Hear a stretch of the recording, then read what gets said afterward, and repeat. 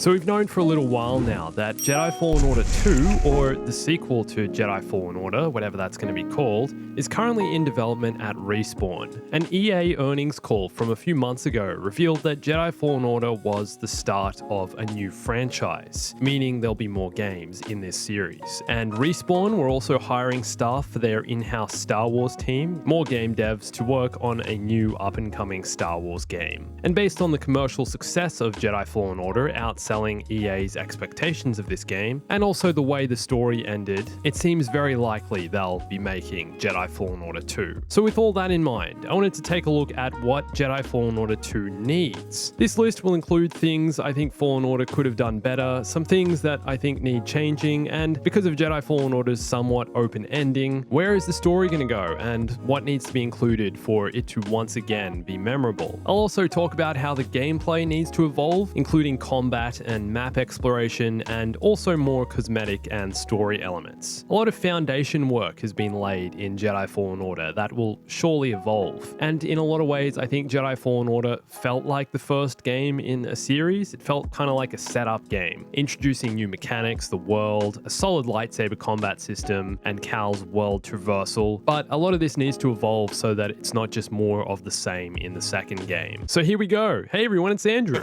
Okay, so first up, something I know a lot of people have been asking about and wanting in Jedi Fallen Order that definitely needs to be included in the second game is more outfit customization for Cal. Although the ponchos in Jedi Fallen Order are cool, and I love the fact that we have to actually collect them as we make our way through the worlds, there's simply not enough options to change Cal's appearance. There's been lots of mods created for Fallen Order that give Cal Jedi robes, different outfits and accessories, and it's this kind of customization we need to see included in Fallen Order. I want to be able to play as a Jedi that looks the way I want them to look. I want options for Jedi robes, different colors, for more outfits we find on planets throughout the galaxy, inspired by each of these planets and their inhabitants. At the moment, Fallen Order only has 22 ponchos and 5 different outfit appearances that Cal wears under his vest. So there's basically only 2 different ways you can dress as Cal, either with a poncho or no poncho. I'm honestly happy with the amount of BD1 customization and also the amount of paint jobs we have to select for the Stinger Mantis, but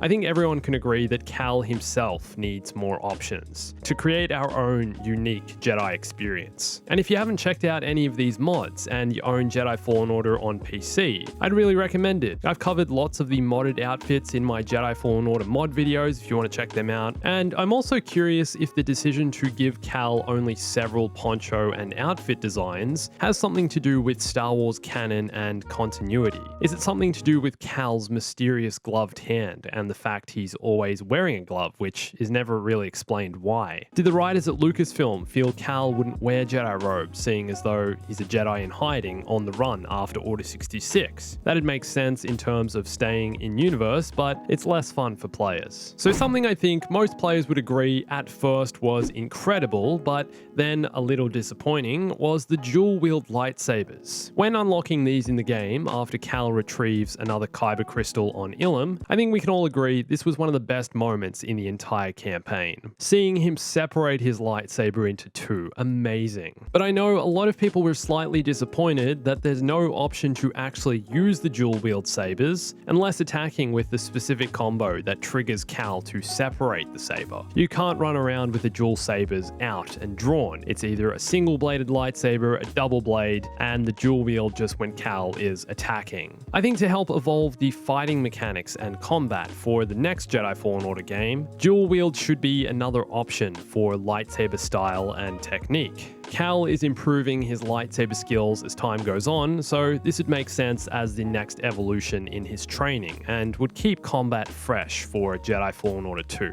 make it feel different to this game here. And speaking of lightsaber technique, I really loved Jedi Fallen Order's combat system. I think it flows really nicely and you're capable of being fully in control of Cal's movements once you practice and get a bit more advanced with it. But that said, it is still rather basic. Cal only really has has a few standard attacks and then also several combo moves you unlock through the skill tree as you play the game. I'd like to see more variety in this for the next Jedi Fallen Order, more moves to unlock on the skill tree. If Cal is the main character you play as in Jedi Fallen Order 2, it'd be a real shame if for some reason they stripped back all of Cal's abilities and you had to go about unlocking them all again. I really dislike it when video games do this, and I don't think this is the route they'll take, but I do think having a new skill tree with all new lightsaber attacks and abilities, and force abilities too, would be the correct way to go. You'd have to progress and unlock new abilities and evolve Cal's skills even further in the next game. How about more takedowns that we can unlock? There are really only several takedowns that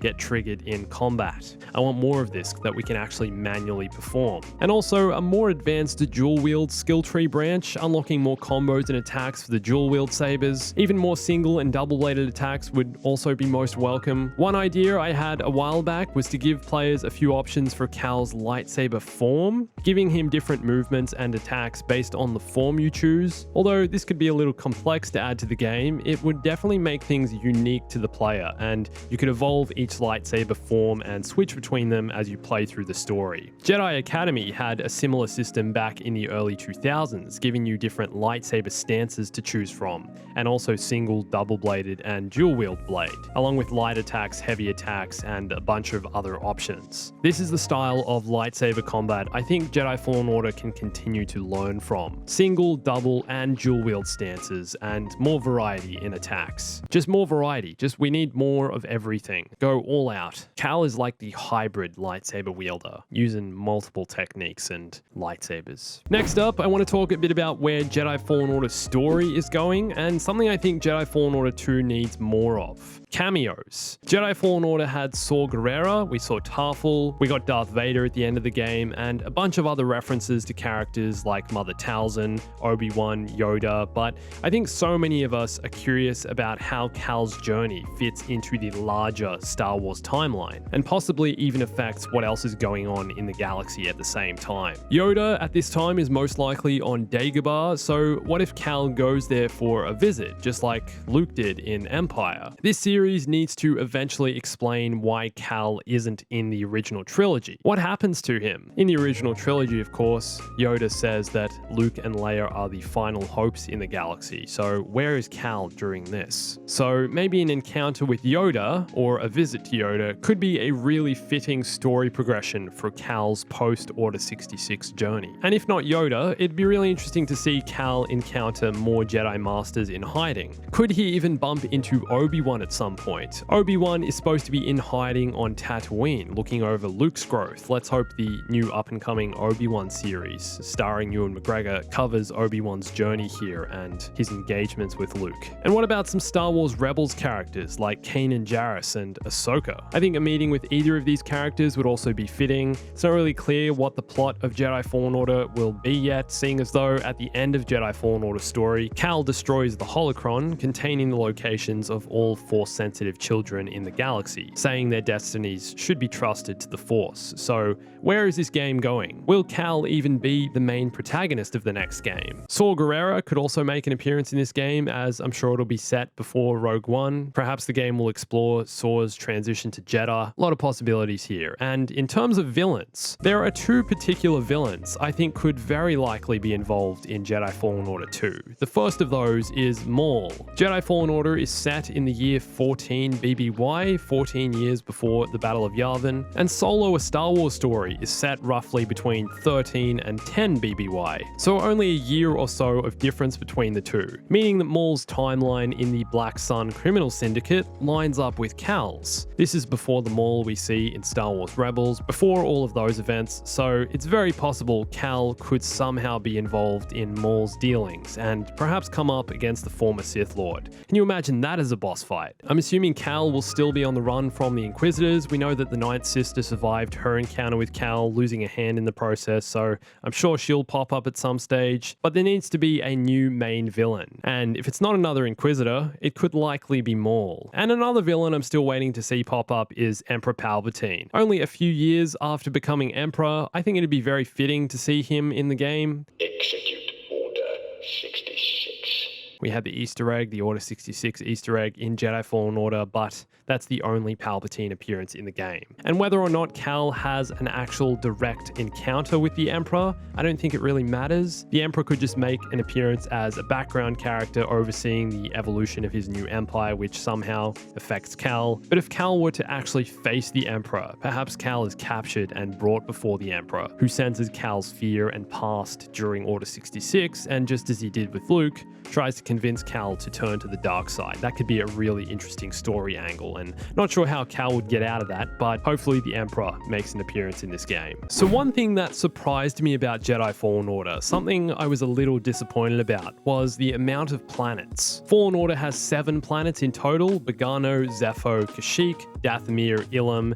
and then Bracca and Nur you can only visit once. However, I was a bit surprised as to how the game made you revisit the same planets multiple times during the story, and although I loved each and every planet in this game, both the pre-existing planets in Star Wars canon like Dathomir, Kashyyyk, and Ilum, and the new ones, I was still expecting there to be more, especially as the new planets were teased to you when you opened the galaxy map on the Stinger Mantis. I just figured there'd be way more. So hopefully the next game will feature more than just this many planets. Obviously they're not that simple to build, especially considering Jedi Fallen Order's Metroidvania level design, and it'll be interesting to see if you can revisit this game's planets in the next game. I think it's unlikely, and if so, perhaps only 1 or 2 of them, but they have to be different in some way and have a reason for you to return. The most likely planet I'd love to see you come back to is Bogano, just because of how little is known about this planet. As CS says in the story, it doesn't appear on any maps. It's a hidden planet, and there's something mystical about it I'd like to see further explored. In terms of other planets though, Tatooine is one I'd love to see make an appearance in Fallen Order 2, one you can go and visit. There was some early concept art for a Jedi Fallen Order set on Tatooine, where Cal's going exploring this planet, so perhaps this is something they were considering early on. An encounter with Obi-Wan would be a perfect reason to visit this planet, and if Cal's searching for more Jedi survivors, this could be a plot point, and